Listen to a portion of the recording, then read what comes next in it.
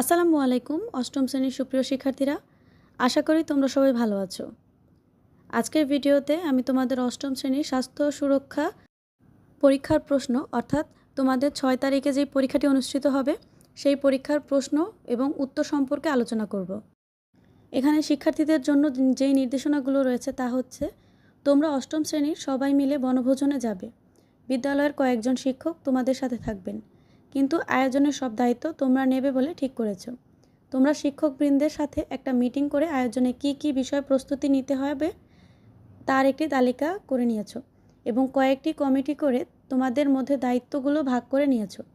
তোমার উপর দায়িত্ব পড়েছে বনভোজনের দিনে খেলাধুলা ও বিনোদনের আয়োজন করা। এছাড়াও সার্বিক দেখাশোনার দায়িত্ব পড়েছে তোমাদের কয়েকজনের উপর। তোমরা পুরো আয়োজনের নাম দিয়েছো আনন্দধারা। আনন্দধারা আয়োজনকে দায়িত্ব নিয়ে এগিয়ে যাওয়ার জন্য তোমাকে কিছু পরিস্থিতির মধ্য দিয়ে যেতে হবে। তুমি সেই পরিস্থিতি অনুযায়ী কিছু কার্যক্রম সম্পাদন করবে, আর এভাবেই তোমাদের আয়োজন সবার জন্য বয়ে আনবে সত্যিকারের আনন্দ। তাহলে শুরু করা যাক। কাজ 1, একক কাজ। বনভোজনের দিনে কি কি খেলা যায় এ নিয়ে তোমরা সবার ভোট নিয়ে ঠিক হলো দাঁড়িয়া বান্ধা, চোখ বেঁধে ছবিতে কপালে টিপ পরিয়ে দেওয়া ও সাঁতারের আয়োজন করা হবে। সাঁতার নিয়ে প্রথমে শিক্ষকদের আপত্তি ছিল তোমরা সব ধরনের প্রস্তুতি নিয়ে যাবে। প্রস্তুতি দেওয়ার অনুমতি পাওয়া গেল। তুমি ঠিক করলে আগে থেকেই প্রস্তুতি নিয়ে রাখবে যেন সমস্যায় পড়তে না হয়। নিচের প্রশ্নের আলোকে তোমার প্রস্তুতির কাজের তালিকা খাতায় লেখো। এখানে তোমরা একটি বক্স দেখতে পাচ্ছ।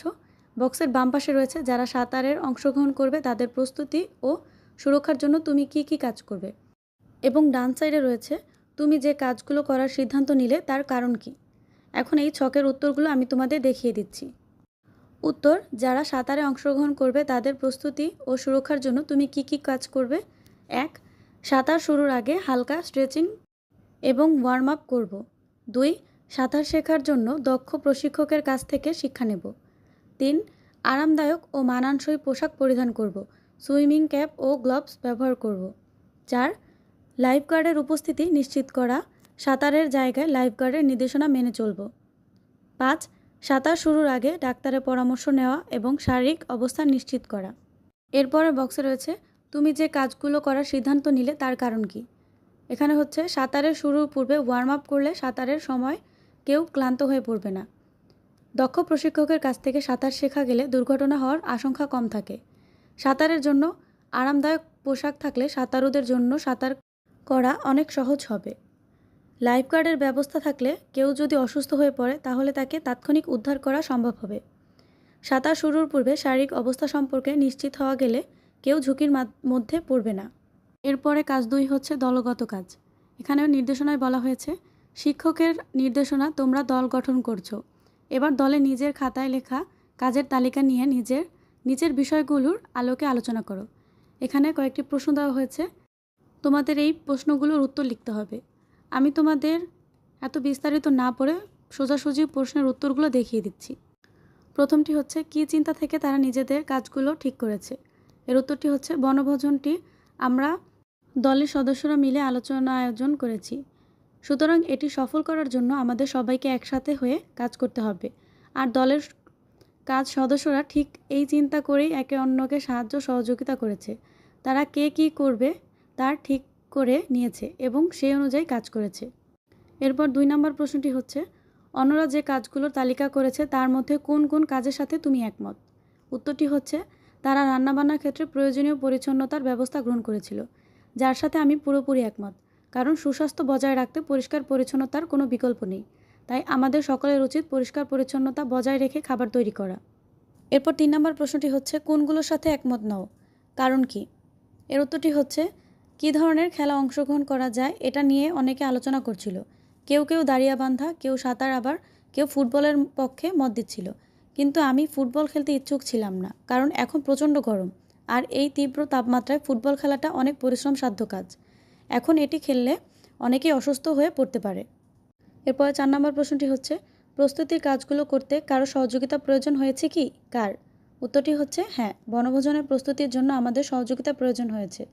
এই ক্ষেত্রে আমাদের শ্রদ্ধেয় শিক্ষক মণ্ডলী সহযোগিতা করতে পারেন। পর 5 নম্বর উত্তরটি হচ্ছে জরুরি প্রয়োজনে সহযোগিতা পাওয়ার জন্য কি করা যেতে পারে। এর উত্তরটি হচ্ছে আমাদের সাথে শিক্ষকগণ রয়েছে, তারা আমাদের জরুরি পরিস্থিতিতে সাহায্য করতে পারেন। এছাড়াও আমাদের সাথে ফার্স্ট এইড বক্স প্রস্তুত রেখেছি। এই ফার্স্ট এইড বক্সে প্রাথমিক চিকিৎসা প্রদানের সকল সরঞ্জাম সহজলভ্য রয়েছে। কাজ 3 হচ্ছে একটি একক কাজ। এবার নিজের জায়গায় ফিরে যাও। এবার দলের অভিজ্ঞতা কাজে লাগানোর পালা। তাহলে খাতায় লিখে নাও। এখানেও তোমরা কয়েকটি প্রশ্ন দেখতে পাচ্ছ। আমি তোমাদের সরাসরি প্রশ্ন উত্তরগুলো দেখিয়ে দিচ্ছি। প্রথম প্রশ্নটি হচ্ছে, দলের আলোচনা থেকে কোন নতুন বিষয়গুলো সম্পর্কে নতুন করে জানলে? এর উত্তরটি হচ্ছে 1. সাঁতারের জন্য আরামদায়ক ও মানানসই সাঁতারের পোশাকের ব্যবস্থা রাখতে হবে। 2. যে কোনো খেলার পূর্বে প্রাথমিক চিকিৎসার ব্যবস্থা গ্রহণ করতে হবে। 3. খাবার রান্নার ক্ষেত্রে সর্বোচ্চ পরিষ্কার পরিচ্ছন্নতা বজায় রাখতে হবে। 4. সাঁতারের সময় লাইফ গার্ডের নির্দেশনা মেনে চলতে হবে। 5. যে কোনো অনুষ্ঠান আয়োজনের পূর্বে জরুরি সহায়তা নেওয়ার জন্য কাউকে প্রস্তুত রাখতে হবে। এরপর 2 নম্বর প্রশ্নটি হচ্ছে, এই কাজগুলো তোমার প্রস্তুতিতে কী ভূমিকা রাখবে? এর উত্তরটি হচ্ছে, এই কাজগুলো আমাকে আমার প্রস্তুতিতে ইতিবাচক ভূমিকা রাখবে।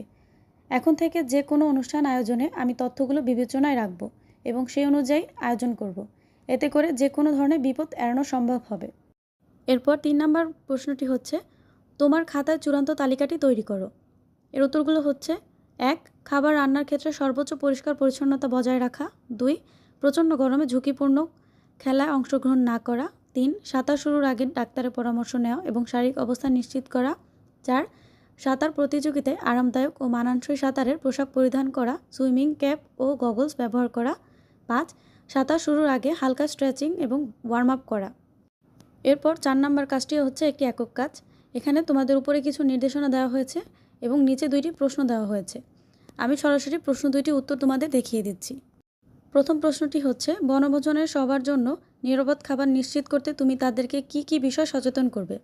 এর উত্তরটি হচ্ছে, খাবার প্রস্তুতের আগে ভালো করে হাত ধোয়া নিশ্চিত করব। 2. বিশুদ্ধ পানি নিয়ে যাব। 3. সবার পরিবেশন করার আগে প্লেট, গ্লাস, চামচ সব কিছু ভালো করে পরিষ্কার করতে বলবো। 4. খাবারের বর্জ্য সঠিকভাবে ফেলার চেষ্টা করব। 5. সঠিক উপায়ে খাবার প্যাকেজিংয়ে নিশ্চিত করব। 6. ঠান্ডা খাবার ঠান্ডা রাখবো এবং গরম খাবার গরম রাখবো। এরপরে কাজটি হচ্ছে, কেন তুমি এই বিষয়গুলো সম্পর্কে তাদেরকে সচেতন করতে চাও? এর উত্তরটি হচ্ছে, 1. অপ্রত্যাশিত ঘটনার ঝুঁকি কমানোর জন্য। 2.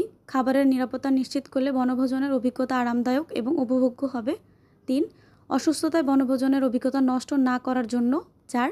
খাদ্য বিষক্রিয়া, ডায়রিয়া, বমি, পেটে ব্যথা ইত্যাদি গুরুতর স্বাস্থ্য সমস্যা এড়ানোর জন্য। 5. বনভোজনে অংশগ্রহণকারীদের স্বাস্থ্য ও সুরক্ষা নিশ্চিত করা। এরপরে কাজ 5, এটাও তোমাদের একটি একক কাজ। এখানে প্রথমে কিছু নির্দেশনা দেওয়া হয়েছে এবং নিচে 3টি প্রশ্ন করা হয়েছে। সরাসরি আমি তোমাদের প্রশ্ন 3টির উত্তর দেখিয়ে দিচ্ছি। কাজ 5-এর প্রথম প্রশ্নটা হচ্ছে, মানসিক চাপ ব্যবস্থার জন্য বন্ধুকে তুমি কি পরামর্শ দিবে? এর উত্তরটি হচ্ছে, 1. নিয়মিত ঘুম যাওয়া, খাবার খাওয়া ও ব্যায়াম করা। 2. পরিবার বন্ধুদের সাথে সময় কাটানো। 3. ডিজিটাল ডিভাইস থেকে বিরত থাকা। 4. ভ্রমণে বের হওয়া। 5. নিজের শখের ও প্রয়োজনের কাজ করা। 6. ধর্মীয় কাজে মনোনিবেশ করা। এরপরে কাজটি হচ্ছে, এই পরামর্শ তাকে কিভাবে সাহায্য করবে বলে তুমি মনে করো? এর উত্তরটি হচ্ছে, 1. কাজে মনোযোগ বৃদ্ধিতে সাহায্য করবে। 2. মানসিক স্বাস্থ্যের উন্নতি হবে। 3. আত্মবিশ্বাস বাড়তে সাহায্য করবে। 4. সৃজনশীলতা ও সমস্যা সমাধানের দক্ষতা বাড়বে। 5. কাজ করার ক্ষেত্রে উৎসাহ বৃদ্ধি পাবে। এরপরে 3 নম্বর প্রশ্নটি হচ্ছে, তোমার কি মানসিক চাপ হয়? কখন? এর উত্তরটি হচ্ছে, 1. অতিরিক্ত কাজের চাপে। 2. আর্থিক সমস্যায় পড়লে। 3. পারিবারিক সম্পর্কে মন্দ অবস্থা ও কোলাহল থাকলে। 4. বিপদে বা দুর্ঘটনায় পড়লে। এরপর কাজ 6 হচ্ছে জোড়াই কাজ। এখানে জোড়াই কাজ সম্পর্কে 3টি প্রশ্ন করা হয়েছে। সেই প্রশ্নটি সম্পর্কে আমি তোমাদের উত্তর সরাসরি দেখিয়ে দিচ্ছি। প্রশ্ন 6-এর কাজটি হচ্ছে, প্রথমে কোন কোন কাজ বা কৌশলগুলো ইতিবাচক কয়েকটি উদাহরণ লিখো। এর উত্তরটি হচ্ছে, 1. ছোট ছোট লক্ষ্য নির্ধারণ। উদাহরণ, দৈনিক কাজের তালিকা তৈরি করে তা পূরণ করা। এতে করে কাজের চাপ কমে যায় এবং সফলতা অনুভূতি পাওয়া যায়। 2. পরিকল্পনা তৈরি। উদাহরণ, সপ্তাহের কাজগুলোকে প্রতিদিনের কাজের মধ্যে ভাগ করা। ফলে কাজ সম্পাদনের সহজ হয় এবং চাপ কমে। 3. ইতিবাচক চিন্তা। উদাহরণ, প্রতিদিন নিজেকে একটি ইতিবাচক বাক্য বলা, যেমন আমি পারবো বা আমি এই কাজটি করতে সক্ষম। এটা আত্মবিশ্বাস বাড়ায়। 4. নিজেকে সময় দেওয়া। উদাহরণ, প্রতিদিন অন্তত 3 মিনিট যোগব্যায়াম বা ধ্যান করা, এতে মানসিক প্রশান্তি আসে। এর পরের প্রশ্নটি হচ্ছে, তোমার উল্লেখ করা নেতিবাচক কাজ বা কৌশলগুলো শরীরে ও মনে কী ধরনের প্রভাব ফেলে? এর উত্তর হচ্ছে 1. অতিরিক্ত চাপ নেওয়ার ফলে মানসিক এবং শারীরিক স্বাস্থ্য নষ্ট হতে পারে, যেমন উদ্বেগ, হতাশা, অনিদ্রা। 2. কাজ পেছনে ফেলে রাখার ফলে শেষ মুহূর্তে কাজের চাপ বেড়ে যায়, ফলে মানসিক চাপ বাড়ে এবং কাজের গুণগত মান কমে যায়। 3. অতিরিক্ত নেতিবাচক চিন্তা করার ফলে মানসিক স্বাস্থ্য নষ্ট হয়, হতাশা বাড়ে। 4. বিশ্রাম না নেওয়ার ফলে শারীরিক ও মানসিক ক্লান্তি বৃদ্ধি পায়, ফলে কাজের ক্ষমতা কমে যায়। এরপরে প্রশ্নটি হচ্ছে, মানসিক চাপের পরিস্থিতিতে প্রয়োজনে কার কাছে সহযোগিতা পাওয়া যেতে পারে? এর উত্তরটি হচ্ছে 1. পরিবারের সদস্যদের সাথে কথা বলে মানসিক চাপ কমানো এবং সমাধান খোঁজা। 2. বিশ্বস্ত বন্ধুর সাথে সমস্যা শেয়ার করা এবং তাদের পরামর্শ নেওয়া। 3. কাজের জায়গা বা শিক্ষা প্রতিষ্ঠানে মেন্টর বা পরামর্শদাতার পরামর্শ নেওয়া। 4. যদি মানসিক চাপ অতিরিক্ত বেড়ে যায় তবে একজন পেশাদার থেরাপিস্ট বা কাউন্সিলরের সাহায্য নেওয়া। 5. কাজের চাপ কমানোর জন্য সহকর্মীদের সাহায্য নেওয়া এবং কাজ ভাগাভাগি করা। এরপর সর্বশেষ 7 নম্বর যে প্রশ্নটি রয়েছে, সেই 7 নম্বর প্রশ্নটিও একটি একক কাজ। এখন আমি এর উত্তরগুলো তোমাদের দেখিয়ে দিচ্ছি। 7 নম্বর কাজের প্রথম কাজটি হচ্ছে, বন্ধুদের কাছে থেকে পাওয়া নতুন কোন কোন ইতিবাচক কৌশল তুমি নিজের মানসিক চাপ ব্যবস্থাপনায় পরবর্তীতে ব্যবহার করতে চাও তার একটি তালিকা খাতায় লিখো। এর উত্তরটি হচ্ছে 1. প্রতিদিনের ছোট ছোট ভালো অভিজ্ঞতাগুলো লিখে রাখা ইতিবাচক মনোভাব ধরে রাখতে সাহায্য করে। 2.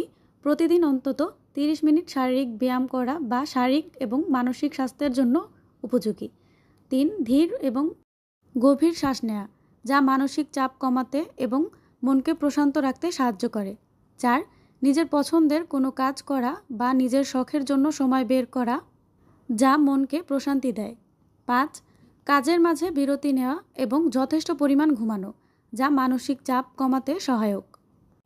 এরপরের প্রশ্নটি হচ্ছে, এই কৌশলগুলো ব্যবহারের ফলে তোমার জীবনে কী ফলাফল আসবে বলে তুমি মনে করো? এর উত্তর হচ্ছে 1. শ্বাস প্রশ্বাসের ব্যায়াম এবং শখের কাজ করার মাধ্যমে মানসিক চাপ কমবে এবং মন প্রশান্ত থাকবে। 2. নিয়মিত শারীরিক ব্যায়াম এবং পর্যাপ্ত বিশ্রামের মাধ্যমে আমার শারীরিক ও মানসিক স্বাস্থ্যের উন্নতি হবে। 3. জীবনের ছোট ছোট ভালো দিকগুলো উপলব্ধি করতে পারলে নিজের মনোভাবের ইতিবাচক প্রভাব ফেলবে। সর্বশেষ প্রশ্নটি হচ্ছে, নিজেকে সুরক্ষিত রাখতে মানসিক চাপ নিয়ে সকলের জানা প্রয়োজন এমন 3টি মেসেজ লিখো। এর উত্তর হচ্ছে 1.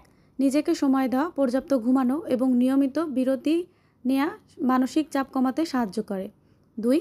মানসিক চাপের সময় বন্ধু, পরিবার বা পেশাদার কাউন্সিলরের সাহায্য নেওয়া এবং তাদের সাথে সমস্যা শেয়ার করা অত্যন্ত গুরুত্বপূর্ণ। 3. মানসিক চাপ জীবনের একটি স্বাভাবিক অংশ, তবে এর সঠিক ব্যবস্থাপনা না করলে এটি শারীরিক এবং মানসিক স্বাস্থ্যের বিরূপ প্রভাব ফেলতে পারে। তো শিক্ষার্থীরা, এই ছিল তোমাদের স্বাস্থ্য ও সুরক্ষা পরীক্ষার সম্পূর্ণ প্রশ্নের উত্তর। আশা করি আমার ভিডিওটি তোমাদের খুব ভালো লেগেছে। ধন্যবাদ সবাইকে।